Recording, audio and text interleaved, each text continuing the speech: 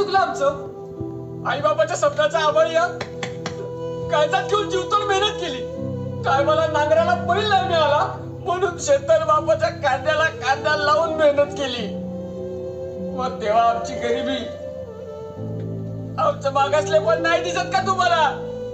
सांगा ना सर. आई बापाला कमीपणा वाटू नये म्हणून जे मिळालं ते सगळं चांगलं मानून रात्रभर डोळे फाटेपर्यंत अभ्यास केला. चांगले मार्क पाडले.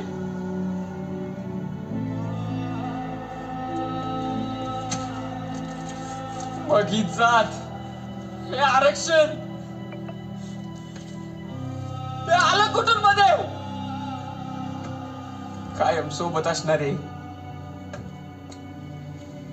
एका ताटात जेवणारे वैभ्या भंग्यासारखे मित्र, कमी मार्काचा झेंडा घेऊन